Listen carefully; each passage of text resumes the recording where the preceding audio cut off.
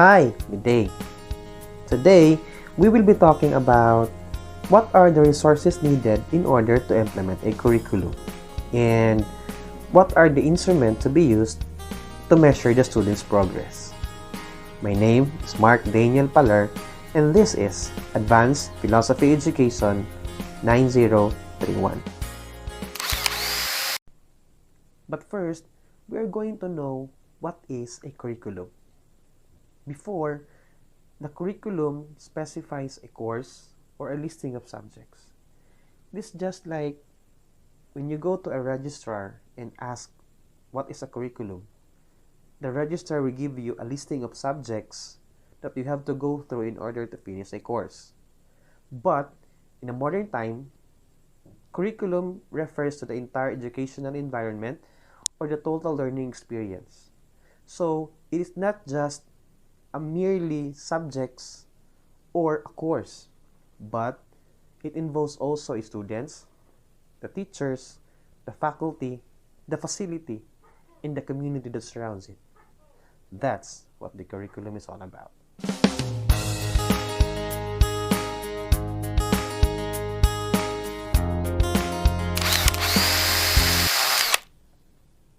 Well, the question is curriculum really important? And why does it change? Well, I'm going to show you a video that would illustrate why curriculum is important and how does it change. Please watch this.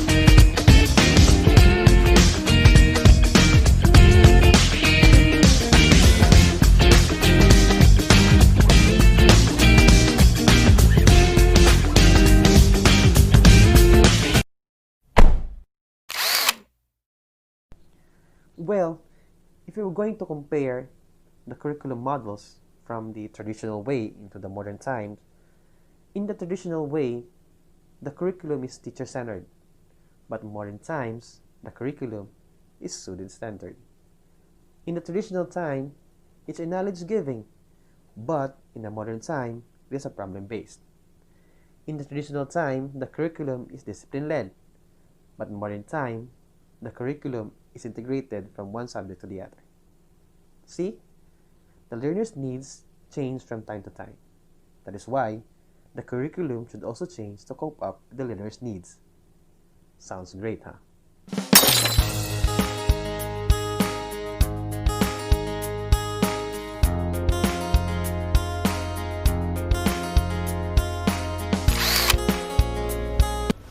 The next stage is organization of resources. While implementing the curriculum, we have to see that whatever resources that have been prescribed by the curriculum, they are procured. There are different types of resources. There are physical resources, there are human resources, and then there are information resources. Physical resources in terms of infrastructure, laboratory, workshops, classrooms, buildings, all these things are necessary for implementing the curriculum. Then, as far as human resources are concerned, for implementing the curriculum, you need faculty, a very well-trained faculty. Then you need staff, a number of people who are skilled in developing the desired skills amongst the students. So these people are necessary for implementing the curriculum. And then you need information resources. There should be good textbooks and lab manuals in the library and other audiovisual aids in the classrooms that will be helpful to the teacher in implementing the curriculum. So these resources have to be organized while implementing the curriculum.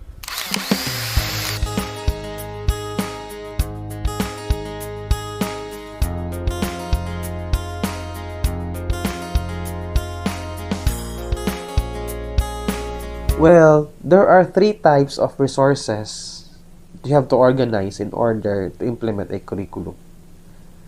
Number one, the physical resources.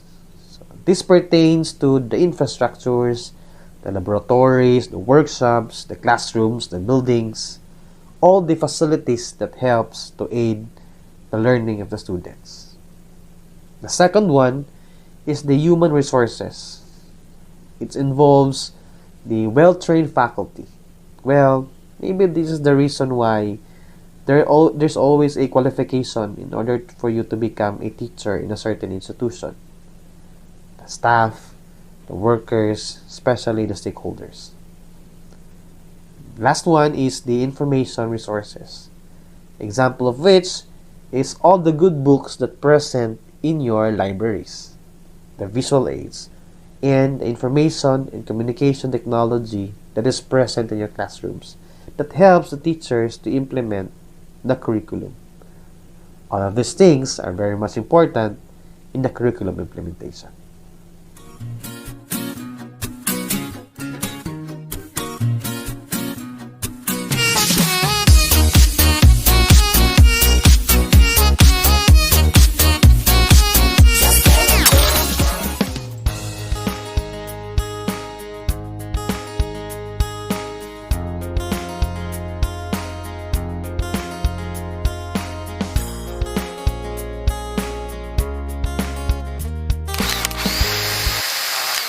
How do we measure progress? In today's learner-centered instructional environment, it seems that everyone is looking for teachers and educators to provide evidence of learning. Assessment items which are learner-centered get linked to instructional goals and ultimately measure progress and quality. Another benefit of assessments is that they provide a way for the learner to reflect on their own performance and take responsibility for their learning. Research by Dick and Carey and others suggests that objective tests are best for measuring verbal and intellectual skills objectives. The word objective in this context is synonymous with the criteria from your performance objectives. When developing assessment instruments, you'll be looking at the criteria in your performance objectives to develop the best instrument for measuring. Some intellectual skills objectives may not be able to be measured using objective tests, and for those situations, another type of assessment method may be necessary. There are some common types of tests that designers use when they want to assess verbal and intellectual skills. These types include entry skills tests, pre-tests, practice tests, and post-tests. Choosing whether or not to use any or all of these types of tests will be a task for the instructional designer. Entry skills tests provide a way to assess the mastery a learner may have with the prerequisite skills.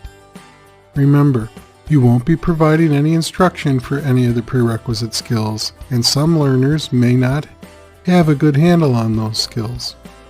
Some designers choose to use entry skills tests to try and ensure that the learners will all be coming into the instruction at an appropriate level. Pre-tests are different than entry skills tests in that they are a way to provide a baseline for where the learners are at with new skills. While they may not have any knowledge or experience with the new skills, the pre-tests will help to see if some learners are going to be ahead and possibly bored with the new instruction because they already have some level of proficiency. When coupled with post-tests, pre-tests are also good for establishing progress.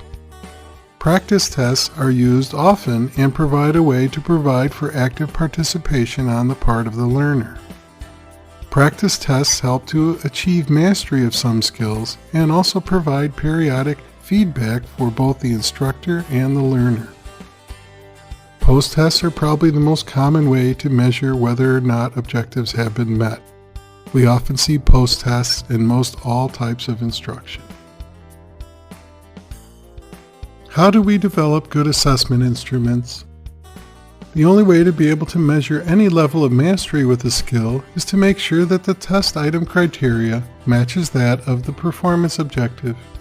You have, after all, gone to great lengths to prepare concise and clear performance objectives. You are also developing your instruction around those objectives. Having a test item that is congruent with a clear performance objective will allow for measuring learning. Some designers wonder just how many test items to have for a given objective. Research suggests that verbal information skills may not require as many test items as intellectual skills objectives, because appropriate responses may be easier to see with just a few test items for verbal information skills. Designers also think about what type of test to use. There are multiple kinds, including completion, short answer, matching, multiple choice, essay, product, portfolio, and live performance tests. When faced with this question, designers take into account as much as possible, including the learner, the environment, the quality, and the significance of the instruction or the impact of the instruction. Rubrics have become somewhat of a standard in many disciplines, and especially in education.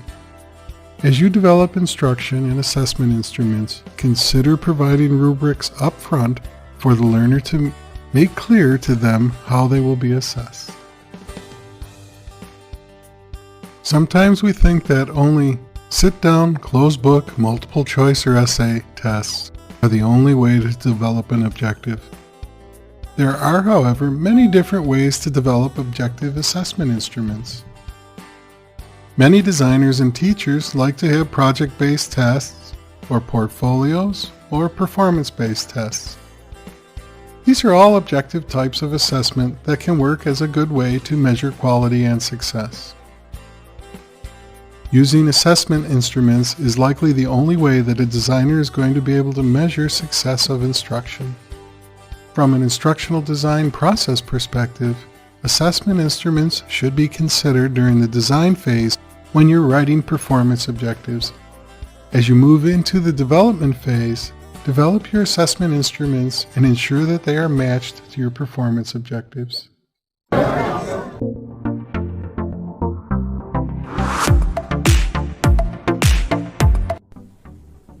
That is a lot of work, huh? From the objective test, we have the entry skill test, the pre-test, the practice test, post-test, to the type of test. We have the completion, short answer, matching type, multiple choice, essay, product, portfolio, and line performance. Well, it's up for you to choose.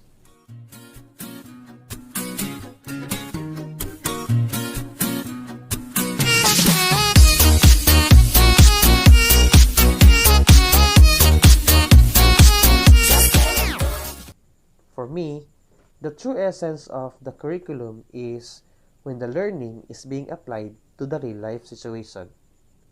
Because the heart of education is the education from the heart. My name is Mark Daniel PALER. Thank you for watching it.